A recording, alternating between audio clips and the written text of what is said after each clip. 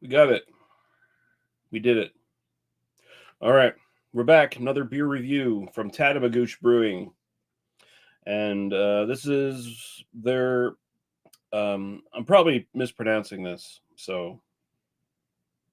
But Pausa Pranzo, which is their Italian Pilsner. Pausa Pranzo, no matter if I'm saying it incorrectly or not, means lunch break in Italian. Okay. So uh, it would be the beer you drink in Italy during a lunch break, perhaps.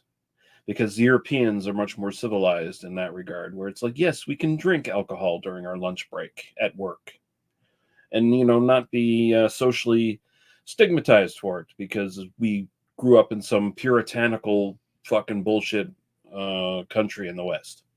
Um, Although Italy has its problems too. Don't get me wrong, but 5% alcohol by volume. We're going to take a real quick. Jesus Christ.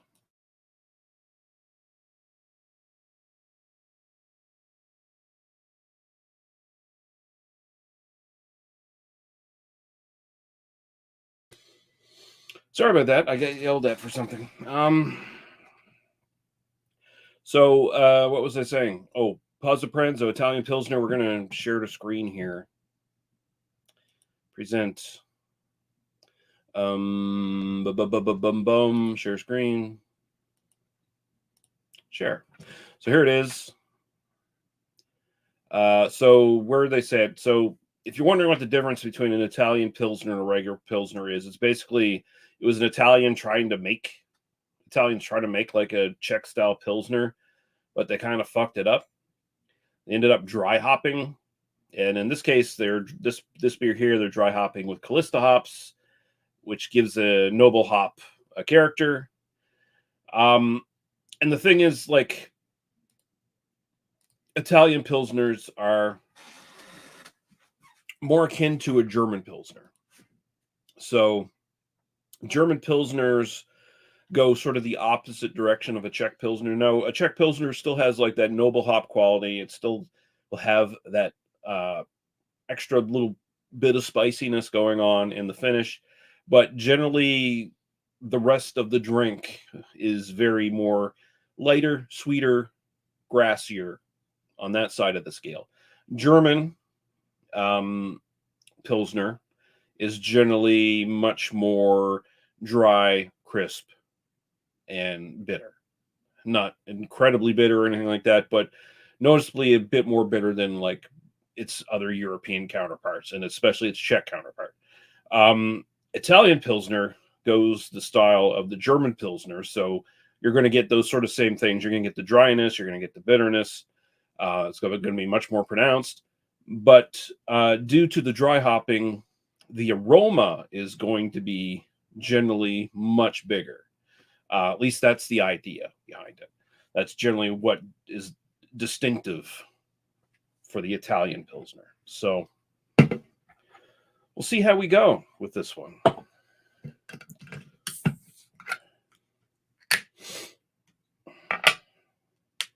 Italian style Pilsner is the way I should say it here, because, obviously not brewed in Italy, but again, Tatamagouche Brewing does a good job of like sourcing the right ingredients to try to get as close to authentic as they can without, actually brewing in Italy with Italian water or whatever, the terroir of Italy. So there you go. Okay, so looks a little bit more copper on the old camera, of course, a little bit darker. It's a pretty light golden color in all actuality here where I'm looking at it. It's a nice little bit of effervescence coming up from it. It looks like your standard European Pilsner or your North American lager. The fancy glass makes it a little bit more foo-foo looking, of course, but basically the same thing. And we have a man, a myth, a legend, PA Brew News, Paul's Paintings, if you want to look that up, because he does very good paintings as well that you can buy from him. So you should do that. Hope you're doing well, Paul. Cheers. But yeah, let's go right to the aromas because this is what we're kind of hoping it's going to be. Where the beer is really going to shine. Let's see what he just said. Paul just said something else here. Just watched The Black Room. Not as good. Not as good as I would hoped.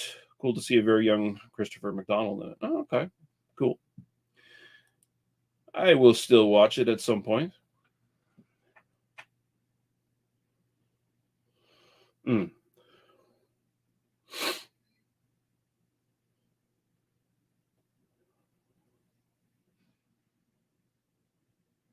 And yes, the nose is. I'm not going to say it's super intense, but it's definitely a little bit bigger than what you'll get from a lot of pilsners these days. At least the notes are a little bit sharper. It is grassy and floral.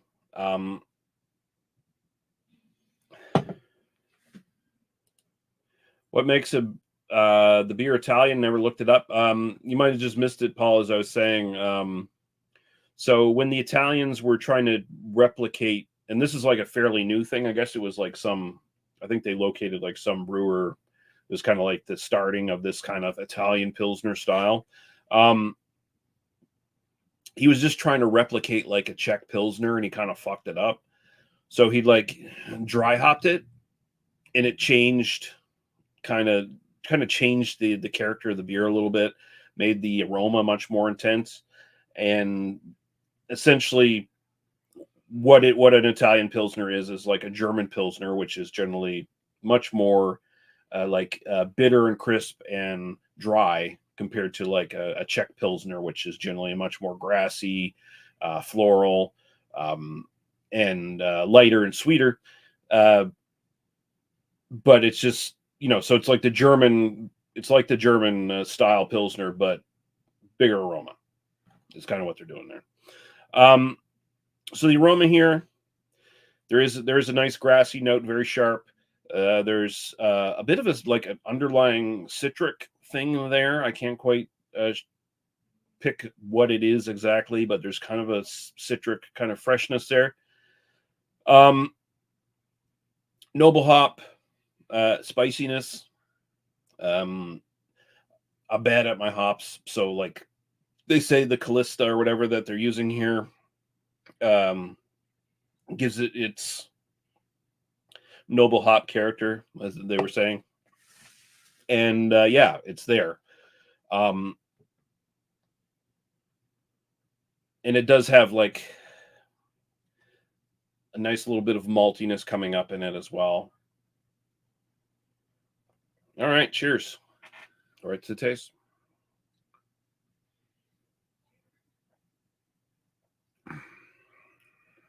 Mm.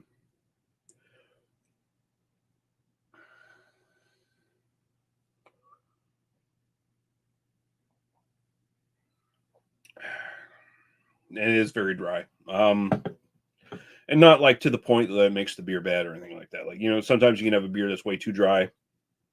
This is sort of like a refreshing dryness, one that makes you want to take another sip. Definitely something you could pair with food like very easily. The fact that it's called lunch break in Italian, and um, you could have it for lunch. Like you have this with like a salad or a sandwich or whatever you're eating for lunch, pasta even, whatever you're eating for lunch in Italy. I don't know what the typical Italian lunch food is. I can't. I don't know anything beyond the stereotype. Oh, we eat the pasta. We have the spaghetti. Um, but yeah, this is very good. It's got a little bit of light grassiness up front, but it's quickly dominated by just like the dryness, the crispness, um, the noble hop character coming up in the background, just this kind of earthiness to it, a little tinge of spiciness. But it's very refreshing. It's very good. I've had a few examples of sort of like the German slash Italian kind of pilsners now.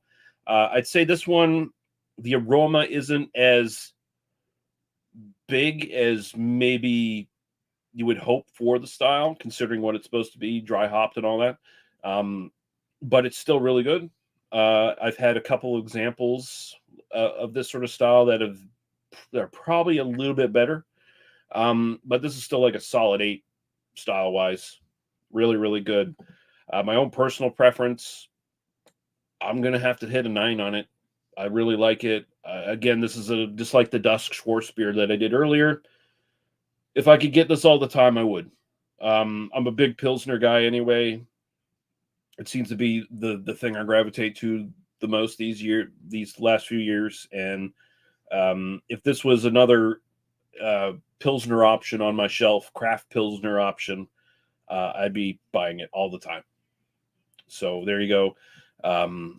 The Pausa Pranzo from Tatamagouche Brewing here in Nova Scotia, and Pulse's Totalitarian Tortellini. Yes, say that 5 times fast. And very amazing review. Lee, cheers. Thanks, CB Fall. Hope you're doing well tonight. But yeah, there we go. Like I said, I still got like 3 other beers to review from Tatamagouche tonight. So I will be back. I'm going to savor this one for a little while, though. So I'm not going to be back in like 5 minutes like I did from the previous one. So give me like 20 minutes or something, and I'll be back for the next beer. CB Fall says he's doing fantastic. That's awesome.